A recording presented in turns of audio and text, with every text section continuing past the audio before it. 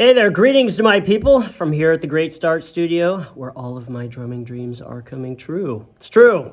So this is where I'm shooting a video of the entire instructional series here in the studio, the 13 volumes of the London's Great Start Drum Set series. It's printed and the Kindle versions are available on Amazon as well as on my website, which is London's Great Start Drum Set. You can go there and check it all out. All my new videos from the studio will be available on that website for online lessons. Today I'm going to be talking about revealing some of my original drum heroes, what I call the Artistic Influence series.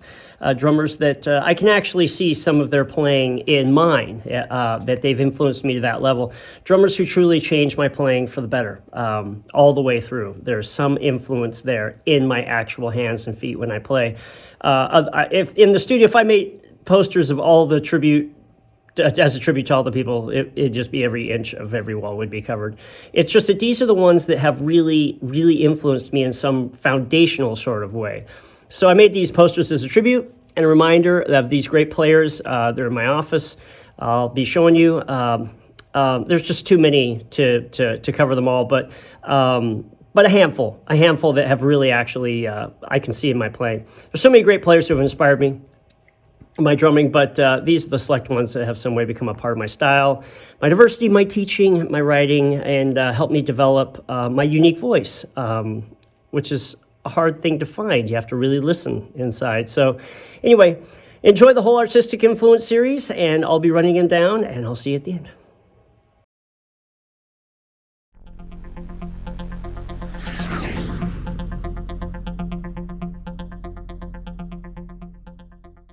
So next up in the posters that have inspired me of drummers in my office is Simon Phillips. I think the first time I heard Simon Phillips was on Jeff Beck's There and Back album.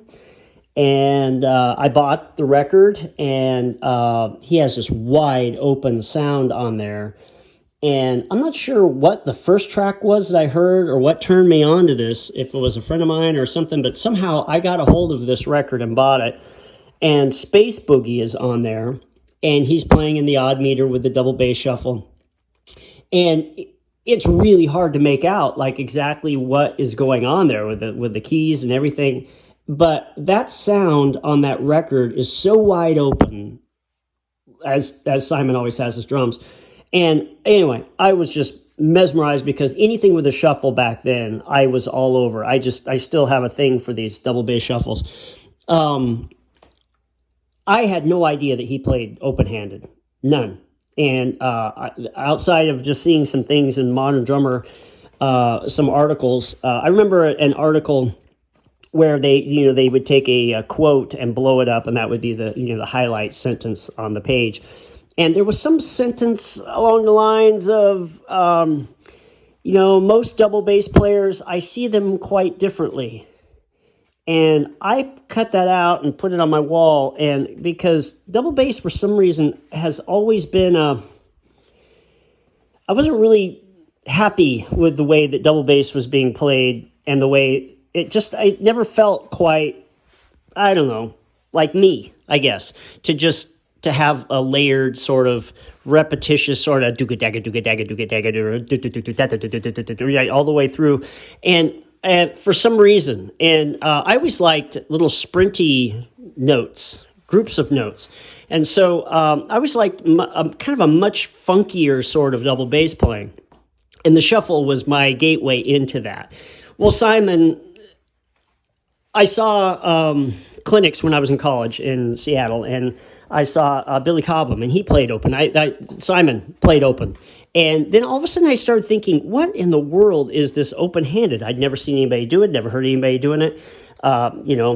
This is pre-internet, right? So I thought it was like a circus trick. Like somebody would say, look, Mom, look, I can stand on my head and play the drums at the same time, where it's not as effective. It's just like a sideshow, right? But then the more I started looking at it, because basically you got Simon Phillips and Billy Cobham, the legends, and I was like, well, maybe there is something to this. And then I really started forcing myself to look at it and go, hey, once I got to this question, it solved It put the nail in it, right? It was, why is my farthest right limb, my right hand, on the farthest left sound on the drum set, the hi-hat?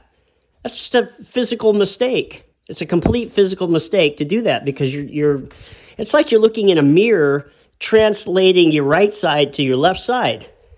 And you don't realize that it's much clearer if you just go your left side's on your left side. And so once I started playing both-handed, open on, with my left on the hi-hat and then with my right on the ride cymbal, when I wrote the series, I was like, I'm writing the series around this. Everybody needs to know this. This is the freedom that I've been bumping up against these problems like my whole life, and now I figured out what it was. It was just my right hand was over there on the left sound. So obvious now, right? So and there's an army of people doing it, but Simon, I really owe it to Simon that whole introduction to playing both-handed.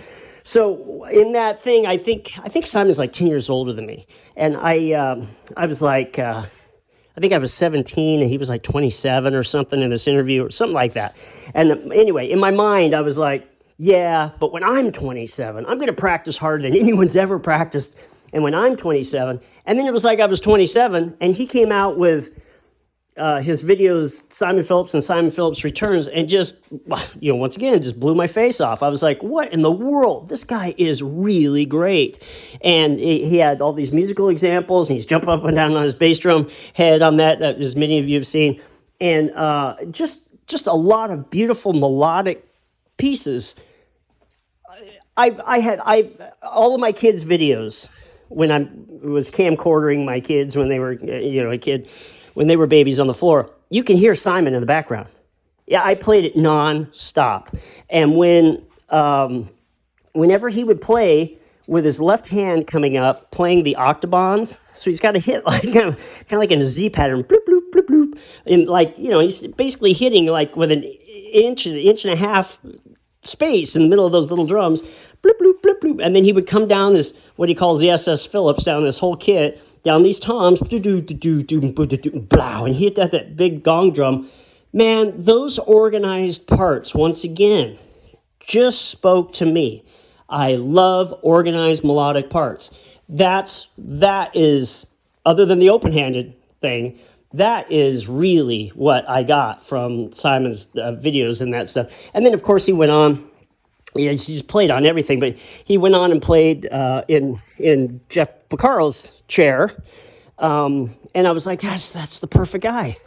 That's the perfect guy, the guy who understands a groove, like just the fundamentals of making something happen. The studio side of it is so clear about these details of the ghost notes and accents, and man, just how to stay out of the way. Anyway, it's beautiful. So, Simon Phillips, I owe you a huge part of my life just changed because of you. I got a letter from Simon from England somewhere around here. I should put that in the video, talk about that a little bit. But just really changed my life. And he's stuck to the same kind of drum configuration all these years, and everything he does, he's very, very consistent. And anyway, this is thank you so much, Simon. Thank you.